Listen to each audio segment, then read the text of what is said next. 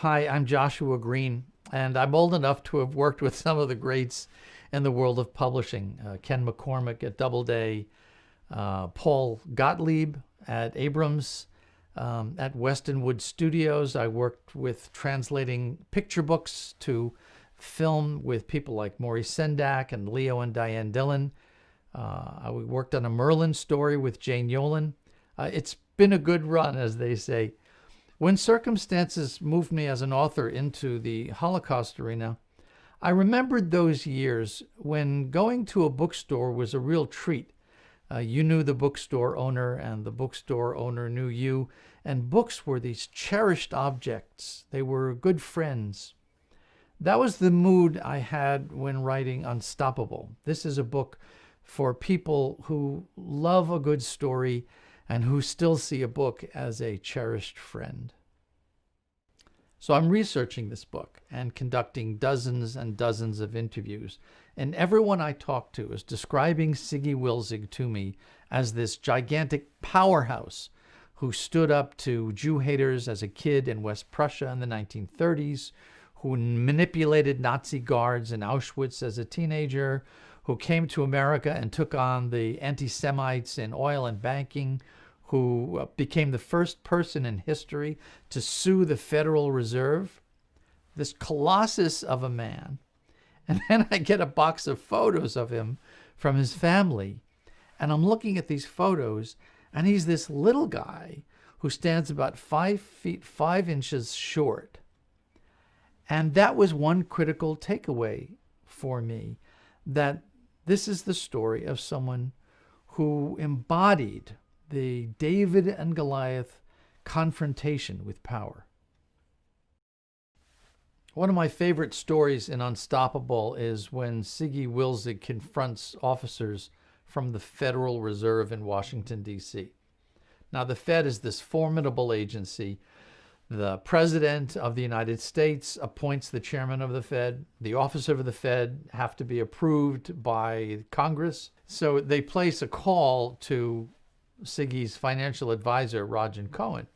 He's like the Michael Jordan of banking law. And they tell Cohen that his client, Siggy Wilzig, has violated the rules of banking by operating both a bank and an oil and gas company. Conflict of interest, they say. So the Fed is basically trying to intimidate Siggy into giving up one of his two businesses. Cohen tells Siggy. Siggy takes the next train down to Washington, D.C., walks into the offices of the Federal Reserve, stands up before these congressional appointees, rolls up his sleeve, points to the prisoner number from Auschwitz tattooed on his arm, and says to them, "The last person to try to intimidate me was Hitler. He didn't succeed, and neither will you." He rolls down his sleeve, gets on the next train back to New York, goes back to the bank. And when his board of directors ask him, "So what were these regulators like?" Siggy looks at them and says, "Schmucks." That's the protagonist of this book, Unstoppable. So I'm sitting at home one day, the phone rings. It's Siggy Wilzig's son, Ivan. And he says, "Mr. Green, I've read some of your books. I really like your writing style. And I think you're the right person to write my late father's biography."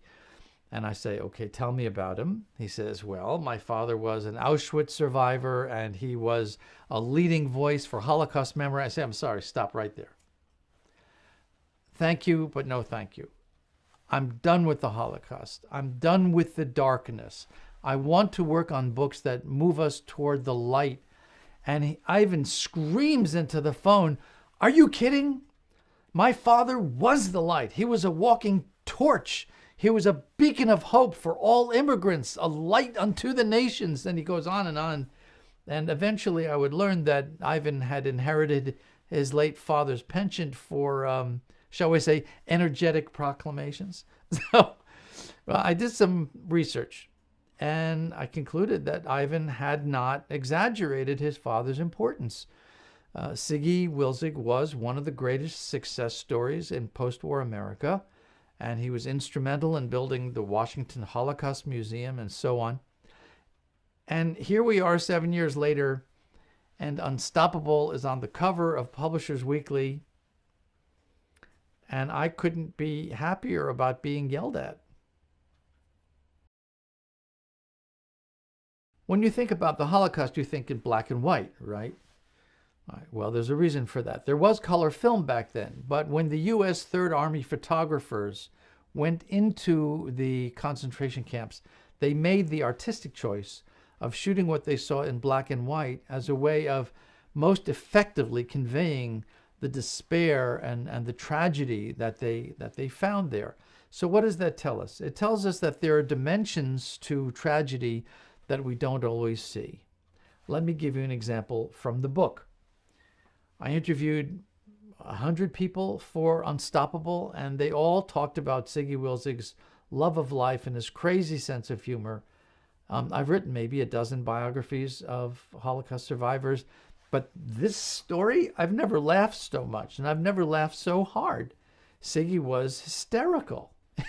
He would get so thrilled over having survived, over having done well coming to America, that he would make jokes and he would laugh and he would imitate Nazis going Heil Hitler. And sure, he suffered the nightmares and the stress and the depression, just like all Holocaust survivors did. But he lived his life to the full. He didn't see himself as a victim, and he never lost faith in the goodness of life. I want to tell you this story. This was his first airplane ride after liberation, and it was a rainy day, and the plane took off and broke through the clouds. On the other side of the darkness was this bright, beautiful, sunshiny day. And Siggy says, in that moment, the Almighty was reminding me that life is good. He was saying, don't despair. Sometimes a dark cloud like Hitler gets between us, but I'm still here. I'm still here, and life is good. That was Siggy. He fought the darkness, and he won. Here's the bottom line. Siggy's message was very simple. If a shrimp like me, he was saying, can go through what I went through, 2 years of forced labor as a teenager, 2 more years of torture and starvation in concentration camp Auschwitz, a dozen selections for death, months marching in the freezing cold on death marches. If I can go through all that and still love my life so much that I break out singing in meetings and in restaurants